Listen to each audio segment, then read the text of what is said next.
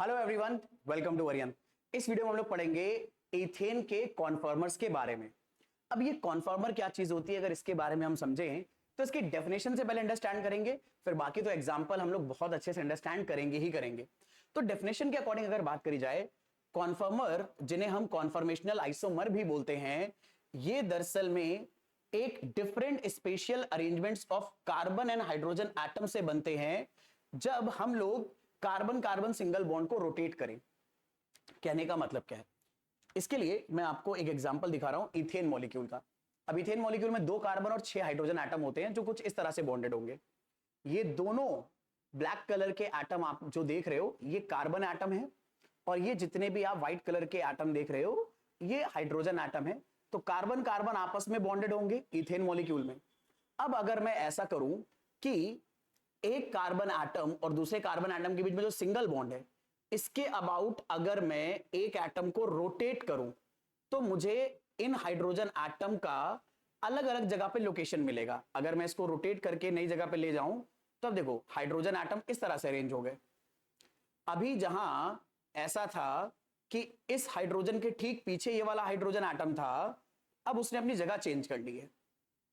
अभी जहां इस हाइड्रोजन के पीछे ठीक ये वाला हाइड्रोजन एटम था, अगर मैं इसे रोटेट करूं तो इसकी जगह बदल जाएगी।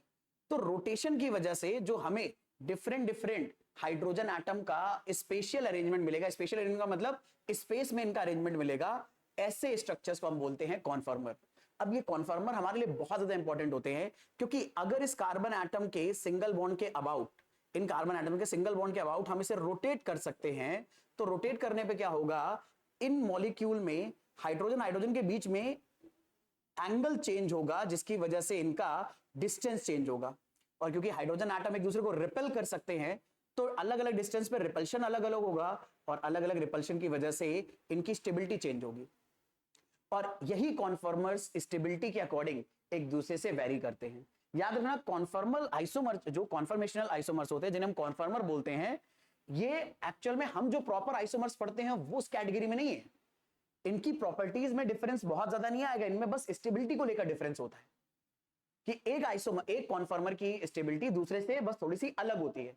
जो हम लोग नॉर्मल आइसोमरिज्म पढ़ते हैं उसमें क्या होता है, फिजिकल और केमिकल प्रॉपर्टीज अलग अलग हो सकती हैं, यहां पर अलग अलग नहीं होगी, क्योंकि मॉलिक्यूल तो वही है, बस एटम को रोटेट करने पर बाकी एटम्स का रिलेटिव पोजीशन थोड़ा सा अलग हो जाता है, जिसकी वजह से स्टेबिलिटी थोड़ा सा चेंज होती है। तो इथेन के बारे में हमने बात करा, कार्बन कार्बन एटम को रोटेट करेंगे तो हमें अलग अलग कॉन्फॉर्मर देखने को मिलते हैं। अब ये कॉन्फॉर्मर्स 2 बहुत ही इंपॉर्टेंट कॉन्फॉर्मर होते हैं। इसमें होते बन तो बहुत सारे सकते हैं, अगर मैं इन बॉन्ड्स को रोटेट करता जाऊं एक बॉन्ड को पकड़ते हुए, तो इस हाइड्रोजन का इस हाइड्रोजन के साथ और बाकी हाइड्रोजन का दूसरे के साथ रिलेटिव पोजीशन इनफाइनाइट बन सकती है। इनमें से 2 पोजीशन बहुत इंपॉर्टेंट होती हैं। पहली पोजीशन इस तरह की पोजीशन होगी जिसमें हर हाइड्रोजन एटम आगे पीछे वाले कार्बन एटम पर पूरा एक दूसरे के जस्ट सामने होगा, इस तरह से। इससे हम लोग बोलते हैं इक्लिप्स फॉर्म। जैसे सन को कभी कभी मून पूरा का पूरा इक्लिप्स कर लेता है, ऐसे ही इस हाइड्रोजन को इस हाइड्रोजन ने इक्लिप्स कर लिया, इसने इसको इक्लिप्स कर लिया, ये इक्लिप्स फॉर्म होता है। अब इस पोजीशन में हर हाइड्रोजन एटम एक दूसरे के बहुत पास पास होता है, और जितना पास होगा उतना ज्यादा इनके बीच में रिपल्शन होगा, और रिपल्शन की वजह से अनस्टेबल होगा, अनस्टेबिलिटी की वजह से एनर्जी ज्यादा होगी। इन शॉर्ट, इक्लिप्स फॉर्म में अनस्टेबिलिटी ज्यादा होती है, यानी इसकी एनर्जी ज्यादा होती है। लेकिन उसी का उल्टा एक फॉर्म होता है स्टैगर्ड फॉर्म। इसमें क्या होता है, इसमें हमें कुछ इस तरह का स्ट्रक्चर देखने को मिलता है। यहां पर नोटिस करो, यहां पर फर्क क्या आ रहा है, इस हाइड्रोजन एटम और इससे पीछे वाले हाइड्रोजन एटम के बीच में डिस्टेंस सबसे ज्यादा हो गया है, इस हाइड्रोजन एटम के बीच में और इस हाइड्रोजन एटम के बीच में। और जब डिस्टेंस सबसे ज्यादा है इन दोनों के बीच में, तो रिपल्शन सबसे कम होगा, स्टेबिलिटी सबसे ज्यादा होगी। तो एक फॉर्म आएगा स्टेबल फॉर्म, जिसे आप स्टैगर्ड फॉर्म बोलोगे। दूसरा एक कंप्लीटली इक्लिप्स फॉर्म होगा, जो कि बहुत ज्यादा अनस्टेबल होगा। और इथेन के यही दोनों आइसोमर बहुत ज्यादा इंपॉर्टेंट हो जाते हैं हमारे लिए। अब ये आइसोमर जब हम ड्रॉ करते हैं तो दरअसल में 2 तरह से रिप्रेजेंट करते हैं। भाई मेरे पास तो 3D मॉडल था आपको समझाने के लिए, पर पेपर पे आप 3D मॉडल इतना अच्छा थोड़ी बनाओगे। तो हम लोग क्या करते हैं, 2 तरह के प्रोजेक्शंस का यूज करते हैं इक्लिप्स और स्टैगर्ड फॉर्म को बनाने के लिए। पहला है मेरे बच्चे शॉ हॉर्स प्रोजेक्शन।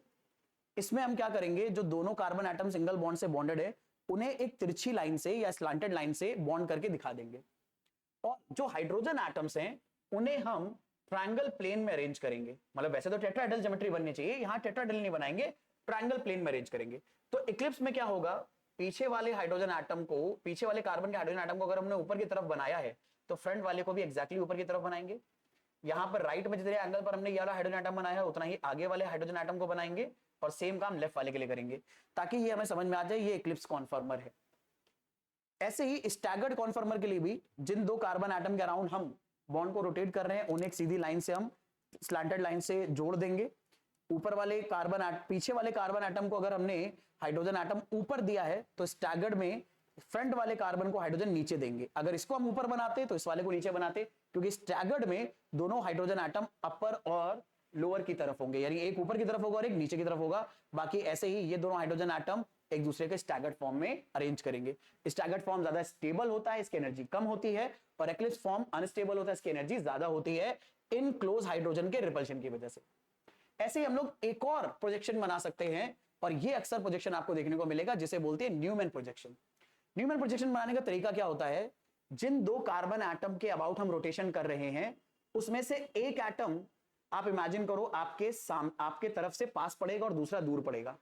तो जो एटम आपके आंखों के पास पड़ेगा यानी ऑब्जर्वर के पास होगा उसे हम एक छोटे से डॉट से रिप्रेजेंट करेंगे, और जो आपसे दूर पड़ेगा उसे हम एक बड़े से सर्किल से डिनोट करेंगे। जिस एटम को आप पास से देख रहे हो वो आपके वो उसको हमने डॉट से रिप्रेजेंट कर दिया, तो उससे जो बाकी ग्रुप जुड़े हैं, इस केस में हाइड्रोजन जुड़े हुए हैं, वो हाइड्रोजन आप ट्रायंगल प्लेन में अरेंज कर दोगे और उस पॉइंट से जोड़ोगे आप।